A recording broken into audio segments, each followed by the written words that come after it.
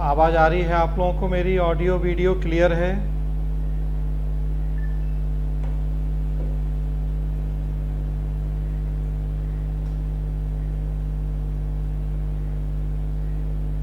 देख पा रहे हैं सारे लोग मुझे?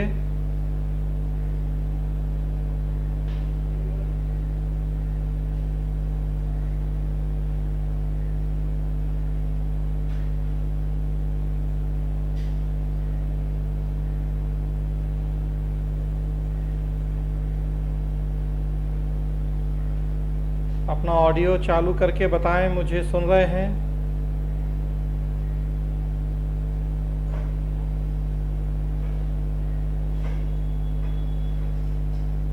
आवाज़ आ रही है आप लोगों को मेरी या नहीं? क्योंकि मैं अभी आप लोगों को सुन नहीं पा रहा हूँ।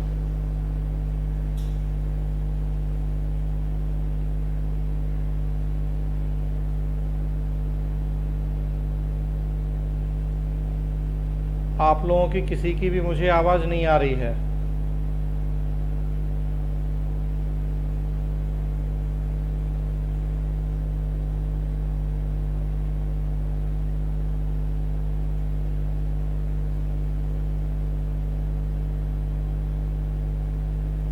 अच्छा, मेरी आवाज़ आ रही है प्रतीक? ठीक है, लेकिन मुझे आप लोगों की किसी की आवाज़ नहीं आ रही, तो पता नहीं लग रहा है। चलिए, तो मैसेज के थ्रू ही बता दीजिए क्लियर है सब। प्रतीक, ऑडियो वीडियो भी क्लियर है?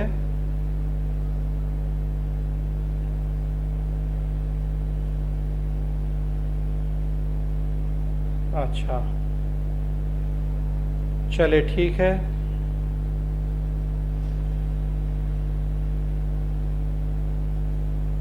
आज हम बात करेंगे,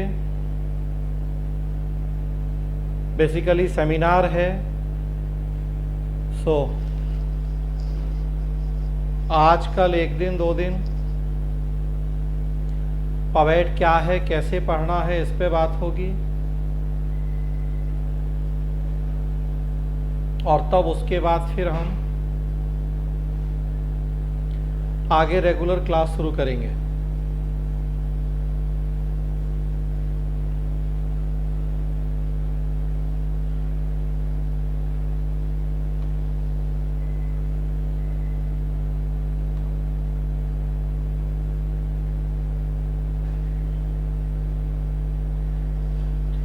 स्क्रीन पे दिख रहा होगा आप लोगों को। एथिक्स में जैसे हम लोग पढ़ रहे हैं, स्क्रीन शेयर करके। फिलहाल अभी 1-2 दिन ऐसे क्लास करेंगे, उसके बाद देखेंगे कि स्क्रीन शेयर करके इसी तरह से पढ़ेंगे, और या जैसे बोर्ड का यूज करते हम लोग उस तरीके से, वो फिर देखेंगे जैसी सिचुएशन होगी। फिलहाल आज कल 1-2 दिन जो अभी ये सेमिनार होगा, जिसमें हम बताएंगे आपको कि लोक प्रशासन क्या है, कैसे पढ़ना है, तो ऐसे हम इस तरह से स्क्रीन शेयर करके पढ़ेंगे। स्क्रीन पे आपको स्लाइड्स दिखेंगी, और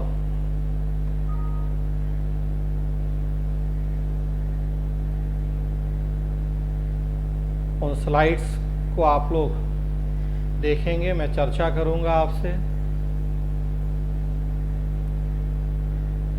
प्रतीक हाथ उठा रहे हैं, इसका क्या मतलब है? इसमें मैसेज आ रहा है प्रतीक अग्रवाल रेज्ड हैंड, इसका मतलब क्या होता है? कुछ पूछना है प्रतीक?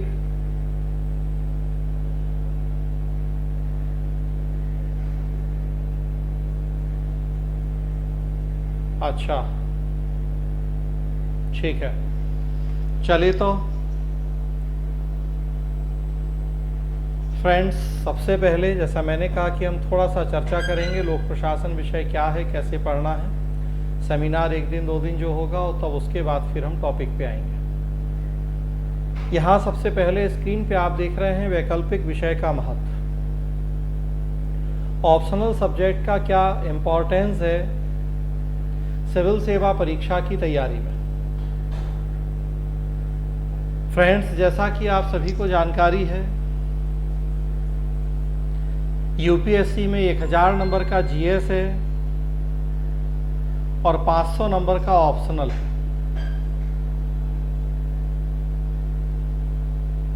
1000 नंबर के जीएस में अगर आप पिछले सालों में लोगों को जो नंबर मिले हैं उनकी मार्कशीट उठा के उनका विश्लेषण करेंगे तो औसतन जो नंबर आते हैं जीएस में वो 325 से 350।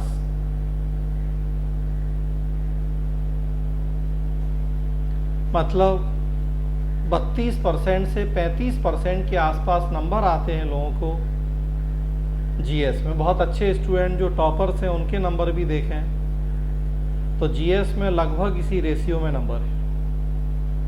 रेयर जो 350 प्लस होंगे, बहुत गिने चुने लोग, अदरवाइज इस बीच में ही नंबर वेरी करते हैं। जबकि ऑप्शनल आप देखेंगे तो जो अच्छे स्टूडेंट हैं, इवन अच्छे क्या जिन्होंने मींस दिया है, और अगर औसत निकालें तो औसतन ऑप्शनल में नंबर आते हैं लोगों को 500 में से 270 से 325। मतलब लगभग 55 से 65%।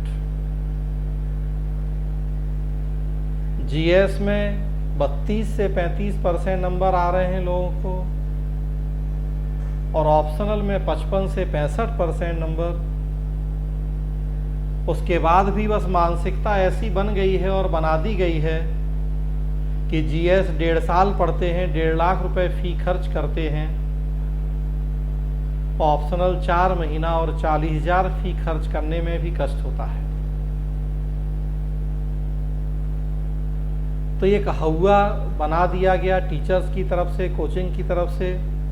नंबर जरूर भाई डबल नंबर हैं जीएस, ऑप्शनल में 500 है तो जीएस में 1000 है। आवाज नहीं आ रही, पता नहीं क्या दिक्कत है। यहाँ इन लोगों की आवाज भी हमें नहीं आ रही, लेकिन ये लोग तो कह रहे हैं कि आवाज आ रही है। मुझे सुन पा रहे हैं आप लोग?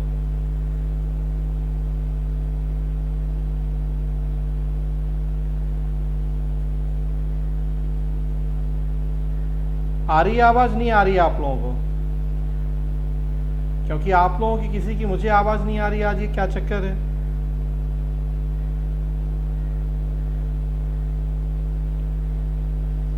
कुछ अपनी तरफ से तो ऐसा कुछ ऑफ है नहीं है। एक बार आके देखो इसमें, क्योंकि अपनी तरफ से तो कुछ ऐसा। अच्छा चलिए ठीक है, पता नहीं अब ये टेक्निकल कुछ। हाँ गुड मॉर्निंग, गुड मॉर्निंग। पता नहीं टेक्निकल कुछ इसमें होता रहता है, रोज रोज नया नया कुछ।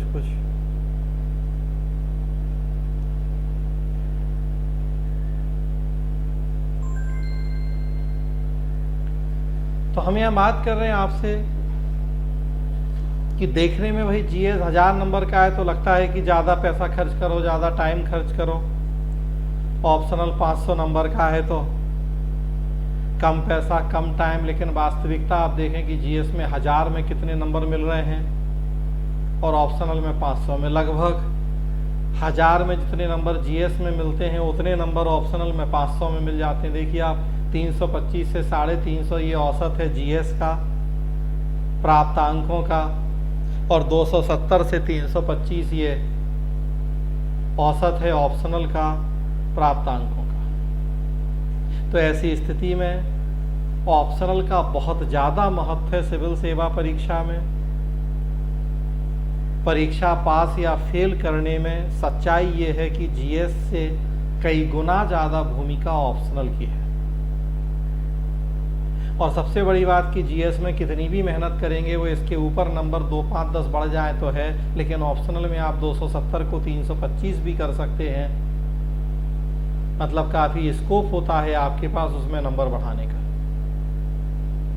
तो वैसी स्थिति में जो मेरा कहना है कि वैकल्पिक विषय को नज़रअंदाज नहीं करें, कमज़ोर नहीं समझें। सफलता में प्रतिशत दर कहीं ज़्यादा है उसकी जीएस की तुलना में, योगदान ज़्यादा है उसका। तो ये तो वैकल्पिक विषय के महत्व की बात है। अब अक्सर आपके सामने समस्या होती है कि किस वैकल्पिक विषय का चयन करें। वैकल्पिक विषय ऑप्शनल मतलब मुख्य परीक्षा, तो हमें ये जानना जरूरी है कि मुख्य परीक्षा का उद्देश्य क्या होता है। वैकल्पिक विषय का चयन करते समय, वैकल्पिक विषय पढ़ते समय ये जानना, ये ध्यान रखना जरूरी है कि आखिर हम क्यों पढ़ रहे हैं, क्या पर्पस सॉल्व होगा उससे, मुख्य परीक्षा का उद्देश्य क्या होगा। यूपीएससी ने अपने नोटिफिकेशन में लिखा है कि मुख्य परीक्षा का उद्देश्य किसी विद्यार्थी में इस बात का पता लगाना नहीं है कि उसके पास किसी विषय की कितनी ज़्यादा जानकारियां हैं और उसकी स्मरण शक्ति कितनी अच्छी है, बल्कि इसका उद्देश्य यह पता लगाना है कि उसकी बौद्धिक क्षमता कितनी है और वह अपने विषय को कितनी गहराई से समझता है। ये लिखा है यूपीएससी ने मुख्य परीक्षा के उद्देश्य में कि ज़्यादा से ज़्यादा जानकारियों का कलेक्शन ये कहीं उद्देश्य नहीं होगा यूपीएससी का, या रटने की क्षमता, स्मरण शक्ति कितनी अच्छी है ये पता लगाना उद्देश्य नहीं होगा। ये यूपीएससी प्रीलिम्स की परीक्षा में पता लगा चुका होता है। तो यहां मुख्य परीक्षा का उद्देश्य होता है बौद्धिक क्षमता पता लगाना। व्यक्ति ने जो विषय रखा है उस विषय की कितना डेप्थ नॉलेज है, कितनी गहराई से समझ है, उसका पता लगाना। और विषय की गहराई से समझ के लिए जरूरी होती है कि आप एक सही विषय का चयन करें।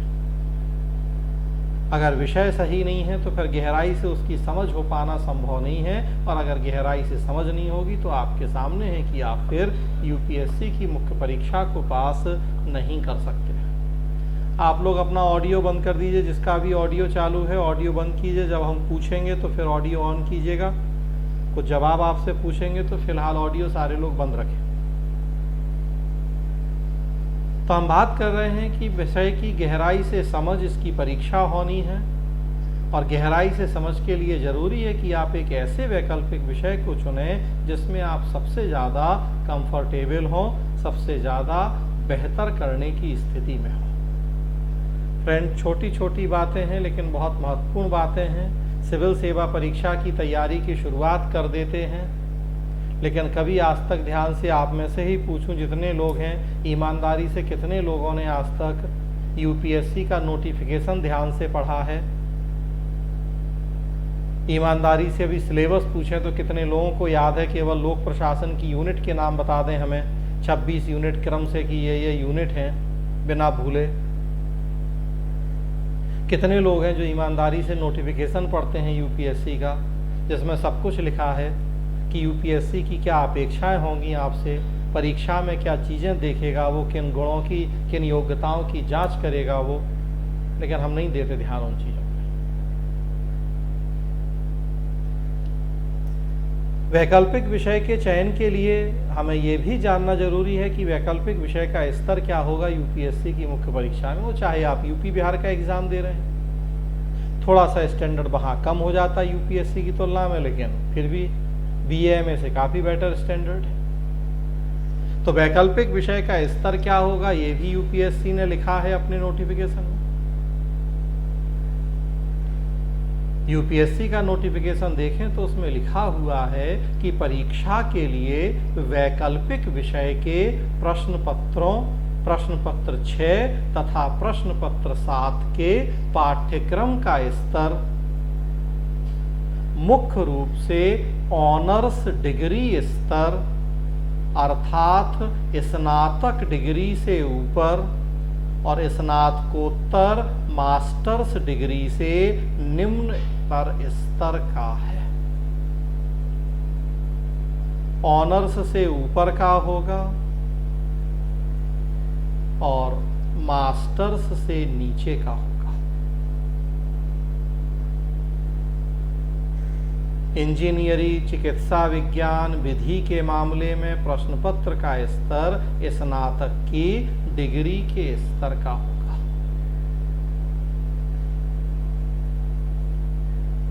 तो लिखा है यहां कि किस लेवल के प्रश्न पूछे जाएंगे। सिंपल ग्रेजुएशन आपने किया है, बीए पास कोर्स जिसे कहा जाता है, तो उससे ऊपर का है, स्नातक डिग्री से ऊपर।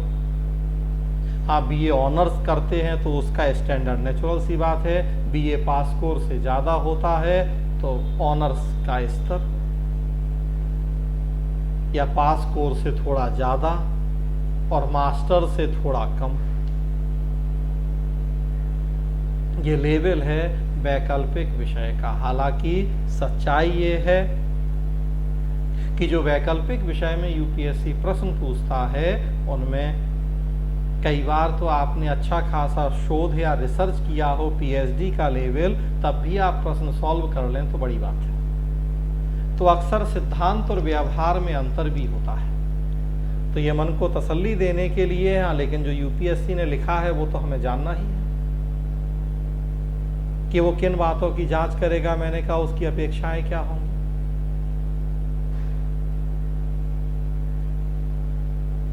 स्नातक से ऊपर है, स्नातकोत्तर से नीचे है। हालांकि मैंने कहा कि व्यवहार में कई प्रश्न ऐसे होते हैं जिनका स्तर स्नातकोत्तर से भी बहुत ऊपर, वो पीएचडी लेवल का हो। आपने जब तक बहुत अच्छी रिसर्च नहीं करी हो टॉपिक की, तब तक आप एक अच्छा आंसर नहीं लिख सकते। हमें इस बात को भी ध्यान में रखते हुए वैकल्पिक विषय पढ़ना होता है। आप में से ज़्यादातर लोग सिंपल ग्रेजुएशन के बाद आईएएस की तैयारी करते हैं, और सिंपल ग्रेजुएशन में भी आपके सब्जेक्ट कुछ दूसरे हैं। यहाँ आप लोक प्रशासन विषय पढ़ रहे हैं या कोई और विषय।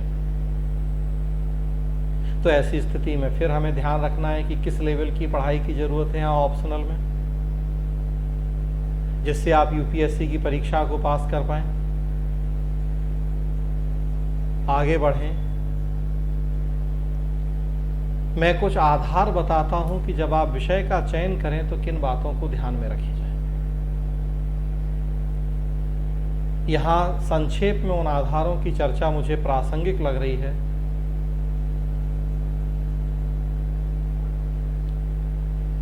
इसलिए क्योंकि मैंने बताया कि यूपीएससी की अपेक्षाएं क्या होंगी, वैकल्पिक विषय का स्तर क्या होगा, विषय की आपको गहराई से समझ जरूरी है।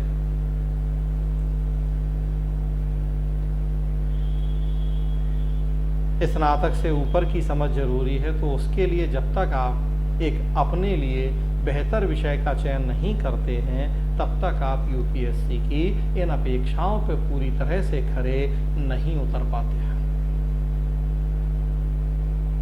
तो मेरे अनुसार विषय का चयन करते समय कुछ मापदंड होते हैं जिनको ध्यान में रखा जाना अत्यंत आवश्यक होता है। सबसे पहला मापदंड मेरे अनुसार है विषय की रोचकता या इंटरेस्ट। जो विषय आप रख रहे हैं उस विषय में आपको इंटरेस्ट कितना है। मैं हमेशा सलाह देता हूं कि ऑप्शनल चूज करते समय सबसे पहले जो आपको मापदंड देखना है, जिस आधार पर विषय का चयन करना है, सबसे पहला आधार उसमें होना चाहिए आपके लिए उस विषय विशेष में आपका इंटरेस्ट या रुचि कितनी है। अक्सर आप लोग कुछ दूसरे आधारों पर चयन करते हैं विषय का, हम चर्चा करेंगे उनकी भी, लेकिन हमारे हिसाब से वो काफी बाद में है। जो सबसे जरूरी है वो इंटरेस्ट, पढ़ना आपको है, विषय में गहराई से समझ कितनी है ये आपके लिए जांच होनी है। तो मैं कह दूं कि लोक प्रशासन रख लीजिए और इसलिए आप लोक प्रशासन रख लें, मेरी समझ की गहराई नहीं जांचेगा यूपीएससी, वो आपकी समझ की गहराई जांचेगा। पढ़ना आपको है तो फिर मेरे कहने से क्यों आप लोक प्रशासन पढ़ेंगे। आपके फ्रेंड को 350 नंबर आए सोशियोलॉजी में, इसलिए आप सोशियोलॉजी रख लें। तो क्या यूपीएससी ने ये कहीं लिखा है पूरे नोटिफिकेशन में कि जिसके फ्रेंड को 350 नंबर आए होंगे उसको भी हम 350 नंबर देंगे उस विषय में। हो सकता है उसका उस विषय में उतना इंटरेस्ट रहा हो, आपका ना हो इंटरेस्ट। हो सकता है जिस तरीके से उसने विषय पढ़ा हो आप नहीं पढ़ पा रहे उस तरह से विषय, या किसी को 200 नंबर आए किसी विषय में तो आपको भी 200 आएंगे। फिर यूपीएससी ने कहीं ऐसा लिखा है कि भाई आपके फ्रेंड को 200 आए थे तो हम आपको भी 200 ही देंगे। कहने का मतलब इन चीज़ों का निर्धारण नितांत व्यक्तिगत आधार पे होता है कि आपने विषय को कैसे पढ़ा है, कितना गहराई से समझा है, और उसके लिए ज़रूरी है कि आपकी उस विषय में समझ या इंटरेस्ट कितना है। जब तक उस विषय में आपकी रुचि नहीं होगी तब तक आप गहराई से उस विषय को समझ ही नहीं पाएंगे। आधा घंटा पढ़ने बैठे हो, बोरियत होने लगी, नींद आने लगी, ज़बरदस्ती पढ़ रहे हैं, आप सोचें रट के हम 150 क्वेश्चन याद करके चले जाएंगे, परीक्षा पास कर जाएंगे, तो संभव नहीं होता। आज भी यूपीएससी देश की सबसे कठिन परीक्षा मानी जाती है। ईमानदारी से मेहनत करनी होती है, तब तक संभव नहीं है जब तक कि आपको विषय में इंटरेस्ट नहीं। तो सबसे ज़रूरी चीज़ है आप अपना इंटरेस्ट देखिए विषय में, 2 दिन 4 दिन उस विषय को पढ़ के देखिए। हाँ, ये बात और है कि इंटरेस्ट नहीं है तो इंटरेस्ट पैदा किया जा सकता है। ये पढ़ने और पढ़ाने के तरीके के ऊपर निर्भर होता है। ये हमारे हाथ में है कि कितना भी बोरिंग विषय हो हम उसे इतना अच्छा बना दें कि आपको उसके अलावा कुछ और पढ़ने का मन ही नहीं करे, इतना इंटरेस्टिंग बना दें। और या अच्छे से विषय को भी अगर हम सही तरीके से हैंडल नहीं कर रहे तो उसे इतना बोरियत वाला बना दें कि कुछ आपकी समझ में ही नहीं आए। तो ये तो फिर पढ़ने और पढ़ाने के तरीके के ऊपर भी काफ़ी हद तक निर्भर होता है। लेकिन जो भी ज़रूरी होता है कि सबसे पहले आप उस विषय में अपना इंटरेस्ट जांचें। तो उसके बाद होता है सिलेबस, पाठ्यक्रम कितना बड़ा छोटा है ऑप्शनल का, ये भी आपको ध्यान रखना बहुत ज़रूरी होता है। आज की डेट में जबकि जीएस का सिलेबस इतना बड़ा है, 1.5 साल आप पढ़ते हो, उसके बाद भी पूरा सिलेबस तैयार करना कठिन होता है। उसके अलावा और बहुत सारी चीज़ें पढ़नी है, हिंदी, इंग्लिश, सीसेट, निबंध।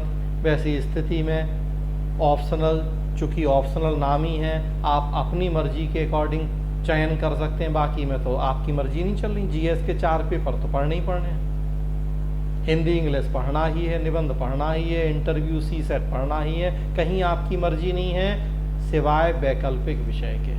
वैकल्पिक विषय, नाम ही वैकल्पिक, मतलब यहाँ आपको कई सारे विकल्प दे रहा है यूपीएससी। आपको अपनी मर्जी से कोई एक विकल्प चुनने की आज़ादी है, जो बाकी पूरी परीक्षा में कहीं और नहीं है इस तरह की आज़ादी।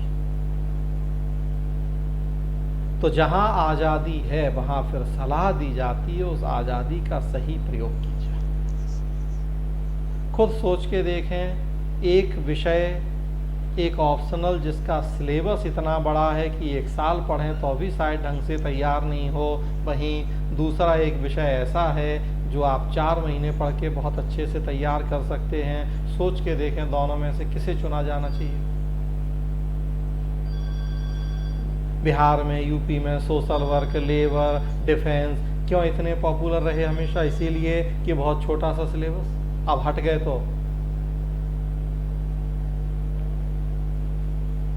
तो देखिए आप, एक सबसे बड़ा आधार होता है विषय के चयन का कि सिलेबस कितना बड़ा छोटा है। इस लिहाज से अगर यूपीएससी में आप देखें तो लोक प्रशासन इंटरेस्टिंग भी सबसे इंटरेस्टिंग सब्जेक्ट है, क्योंकि रटना नहीं है, व्यावहारिक चीजें। सिलेबस सबसे छोटा है। 4 लोक प्रशासन मिलाएं आप तो एक हिस्ट्री बनता है, 4 लोक प्रशासन मिलाएं तो एक हिंदी लिटरेचर, एक ज्योग्राफी बनता है, एक पॉल साइंस बनता है, 4 लोक प्रशासन मिलाएं। तो ऐसी स्थिति में आप कहें नियम तो हिस्ट्री पढ़ेंगे उतना लेंदी, जब आपके पास इतना छोटा सिलेबस है पवेट, तो क्यों उतना लेंदी ऑप्शन आप पढ़ते हैं?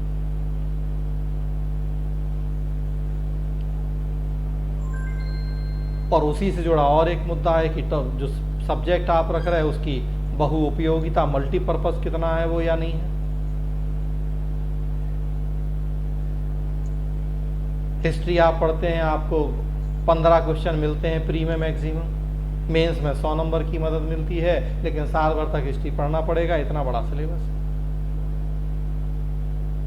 उसी तरह से ज्योग्राफी की स्थिति है, प्री में 15 क्वेश्चन मिल जाएंगे, मेंस में 80 नंबर 90 नंबर मिल जाएगा, लेकिन सिलेबस। हिंदी लिटरेचर आप पढ़ते हैं, सिलेबस उतना बड़ा है, प्री में 0 योगदान होगा, मेंस में 0 योगदान होगा, मतलब 500 नंबर का ऑप्शनल है, उसके अलावा वो 10 नंबर भी आपकी एक्स्ट्रा हेल्प नहीं करेगा। तो फिर ऐसा विषय चूज करना है जो 500 के अलावा भी आपकी मदद करता हो। जो हमारा सब्जेक्ट है लोक प्रशासन, सबसे बेटर सब्जेक्ट कहलाता है इस आधार पे, क्योंकि ये 500 के अलावा और आपका 500-600 नंबर तैयार करता है, ऐसे तैयार करवाता है, एथिक्स तैयार करवाता है, पॉलिटी गवर्नेंस तैयार करवाता है, प्री का 20 क्वेश्चन तैयार करवाता है आपका। तो अगर कम मेहनत में ज़्यादा मिल रहा है तो फिर क्या बुराई है? आप ऐसे विषय को चुनें जिसमें ज़्यादा मेहनत करके भी उतना नहीं मिल पाया।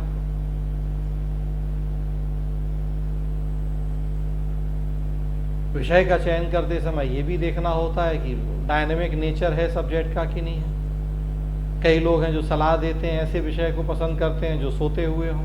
हिंदी स्पेशली, हिस्ट्री एक बार पढ़ लिया रट लिया, जीवन भर वही चलेगा, उसमें कुछ बदलना नहीं है। भैया असहयोग आंदोलन वो तो जो है सो, उसमें क्या बदलेगा?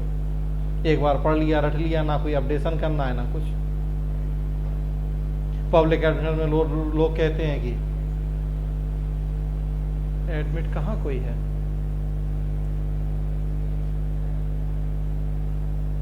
एडमिट के लिए तो कोई दिख ही नहीं रहा है।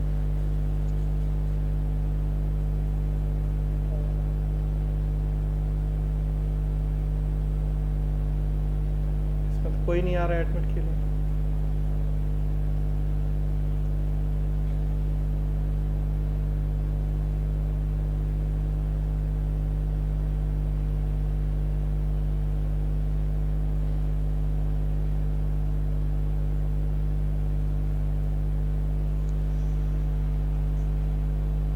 तो हम यहाँ बात कर रहे हैं कि फिर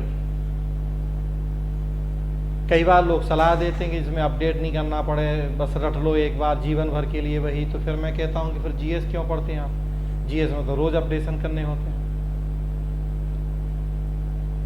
तो आखिर अगर यूपीएससी जीएस कंपलसरी किया है, सबको पढ़ना है, इतने ज़्यादा अपडेशन है, तो आखिर कुछ ना कुछ सोच के ही किया है। समझिए आप वहाँ की यूपीएससी को ऐसे लोग चाहिए है जो डायनामिक हों, जो समय और परिस्थिति के अकॉर्डिंग परिवर्तनशील हों, तभी तो एक डायनेमिक नेचर वाले जीएस को सबके लिए कंपलसरी किया यूपीएससी ने। उसकी भावना को ना समझें आप और ऑप्शनल ऐसा रखें जो कि सोता हुआ हो, डायनेमिक ना हो, तो फिर कभी भी ये समझदारी नहीं। तो अगेन हमें हमेशा सलाह देता हूँ कि आप ऑप्शनल भी ऐसा चूज कीजिए जो डायनेमिक हो। जीएस भी डायनेमिक, ऑप्शनल भी डायनेमिक होगा, तैयारी में आपको मदद मिलेगी, ज़्यादा आसानी होगी, अलग अलग अप्रोच नहीं अपनानी पड़ेंगी। और प्लस यूपीएससी की डिमांड भी डायनामिक होना ही है, ना कि सोता हुआ।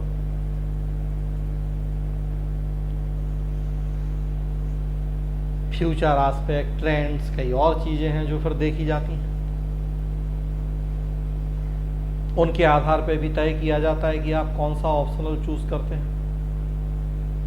आज के लिए भी विषय कितना बेहतर है, भविष्य के लिए कितना बेहतर है, क्या ट्रेंड चल रहे हैं, उसके अलावा फिर कुछ और आधार, आप इनको सबसे मूल आधार बनाते हैं एकेडमिक बैकग्राउंड। मैं कहता हूं ये तो बहुत बात की बात है कि आपका एकेडमिक क्या है नहीं है। एकेडमिक पढ़ाई और यूपीएससी की पढ़ाई दोनों में जमीन आसमान का अंतर है। तो एकेडमिक बैकग्राउंड का तो बस इतना योगदान है कि आपके पास ग्रेजुएशन की एक डिग्री है, अदरवाइज इससे ज़्यादा यूपीएससी को आपके एकेडमिक बैकग्राउंड से और बहुत मतलब नहीं होता है। यहाँ की परीक्षा पद्धति एकदम डिफरेंट है ग्रेजुएशन या पोस्ट ग्रेजुएशन लेवल की परीक्षा पद्धति से। तो ये भय, ये डर अपने मन से एकदम निकाल दें कि हमने फला विषय ग्रेजुएशन में पढ़ा है तो हम यहाँ अच्छा कर पाएंगे, और अगर नहीं पढ़ा है ग्रेजुएशन में तो हम अच्छा नहीं कर पाएंगे। ऐसा बिल्कुल नहीं है। जो विषय आपने कभी नहीं भी पढ़ा, यहाँ 5 महीने में सही रणनीति, सही डायरेक्शन में विषय पढ़ेंगे तो उस विषय में भी आप बहुत अच्छा कर पाएंगे, उस विषय से आप परीक्षा पास कर पाएंगे।